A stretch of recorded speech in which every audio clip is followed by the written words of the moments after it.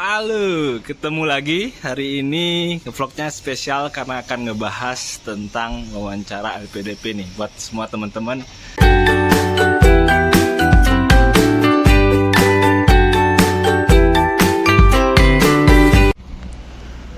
Nah, sebelum masuk ke detailnya tentang bagaimana proses wawancara LPDP dan mungkin tips triknya gitu ya kasarnya, saya juga mau menekankan satu hal yang sangat penting banget nih, bahwa wawancara LPDP itu sebenarnya adalah bagian dari seleksi LPDP yang paling mudah, yang gampang banget. Kenapa saya bilang gampang banget? Pertama, nggak perlu ada persiapan khusus. Kita nggak perlu latihan soal misalnya, nggak perlu nyiapin dokumen seperti tahapan seleksi lainnya. Nah, yang kedua, karena kunci sukses dari wawancara LPDP itu sederhana, yaitu jadi diri sendiri. Udah, jadi versi terbaik dari diri kalian sendiri, itu pasti tembus gitu. Nah, jadi kita akan bahas bagaimana bisa jadi versi terbaik dari diri kita sendiri saat wawancara LPDP. Nah, pertama kita harus mengenal sebenarnya bagaimana sih, siapa sih yang melakukan wawancara terhadap LPDP dan apa sebenarnya yang mereka nilai, mereka cari tahu gitu ya.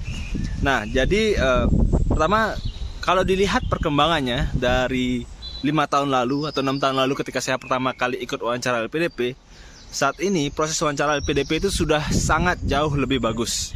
Kenapa saya bisa bilang lebih bagus? Ada beberapa indikator sih. Pertama, pertanyaan-pertanyaan yang dilontarkan oleh pewawancara itu sudah mulai tertata ya, sudah mulai fokus.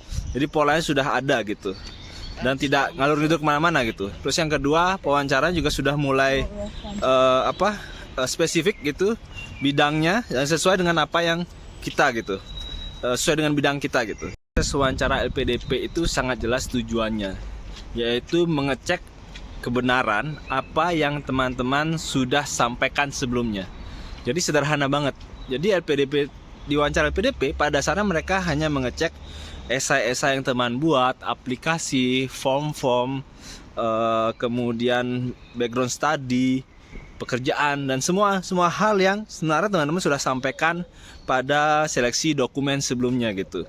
Jadi nggak ada yang terlalu wah, heboh atau gimana.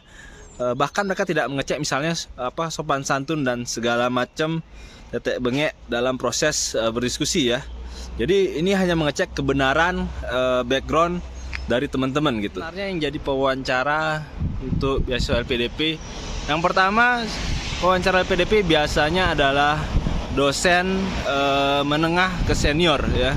Jadi yang mungkin sudah masuk ke kaprodi, wakil dekan, sudah punya, mulai ada backgroundnya lah gitu ya.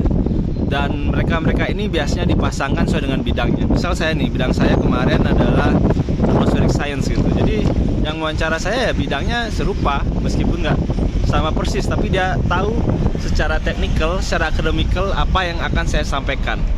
Nah, pewawancara yang ini tugasnya cukup sederhana. Dia hanya ingin mengecek kebenaran kemampuan akademik kita. Jadi sebenarnya bukan ngetes gitu loh, bukan ngasih tahu berapa nilai dari perhitungan model A gitu, nggak gitu sih. Mereka hanya ingin mengecek bahwa kita sebenarnya benar-benar paham nggak sih apa yang ingin kita pelajari di saat kita nanti kuliah gitu. Nah, selain seorang akademisi yang sesuai dengan bidang kita, biasanya pewawancara LPDP juga ada pihak psikolognya. Nah, yang satu ini biasanya lebih khusus sebenarnya untuk mengecek kesiapan kita secara mentalitas untuk bisa studi. Karena kan sekolah itu menurut saya bukan perihal pintar atau tidak pintar ya, tapi ini perihal siap atau tidak siap gitu. Itu hal yang berbeda gitu. Kemudian mereka juga biasanya ada pihak juga yang mengecek tentang nasionalisme lah, bukan nasionalisme ya, kesiapan kita untuk konsekuensi terhadap beasiswa LPDP itu bahwa kita harus pulang gitu, harus kembali ke Indonesia. Karena mau nggak mau kita harus ikuti sekarang aturan yang ada, penerima beasiswa LPDP itu ya harus pulang ke Indonesia. Jadi itu harus di background check jauh-jauh hari, apakah ada potensi intensi bahwa para calon penerima ini tidak ingin pulang ke Indonesia misalnya gitu. Jadi itu harus dicek via wawancara ini gitu. Oke, terus sekarang kita ngebahas apa sih sebenarnya yang tidak sering diceritakan oleh para influencer beasiswa LPDP gitu ya, karena sekarang ada banyak di mana-mana. Pertama, kalau kita lihat banyak tips and tricks yang beredar, mereka selalu menyampaikan beberapa cara-cara seperti harus menyapa, misalnya harus mengenal, menyebut nama dan segala macam. Ya, itu bukan hal yang buruk, itu sangat bagus gitu ya, sebagai sopan santun sebagai orang Indonesia, orang Timur. Tetapi yang harus kita tahu, itu tidak masuk dalam penilaian ya. Jadi tidak ada itu tidak menentukan lah nasib kita, nilai kita dalam proses wawancara beasiswa LPDP ini gitu. Jadi teman-teman harus tetap sopan santun, tetapi tidak harus kaku. Jadi silakan dalam versi teman-teman dengan budaya masing-masing, karena kita harus paham Indonesia ini kan luas banget ya, dan tentu batasan sopan santunnya itu cukup beragam lah. Ya, selama teman-teman tidak mengucapkan kata kasar, tidak menghujat, saya rasa itu masih sangat accepted lah di proses seleksi beasiswa LPDP ini gitu. Jadi jangan khawatir, jangan terlalu kaku dengan hal-hal seperti itu. Teman-teman bisa sesuaikan dengan budaya masing-masing. Jadi pertanyaan berikutnya, apa sih yang harus dilakukan dalam proses seleksi beasiswa LPDP?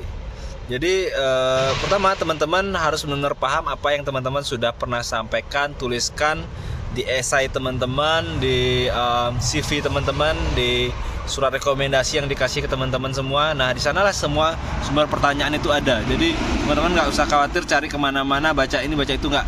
Teman-teman hanya cukup baca apa yang teman-teman sudah tuliskan. Nah, kenapa begitu? Karena ya memang wawancara LPDP sekarang tidak mungkin akan melancarkan hal yang jauh dari apa yang teman-teman sudah sampaikan. Karena seperti yang tadi saya sampaikan, LPDP sekarang sudah sangat berpola.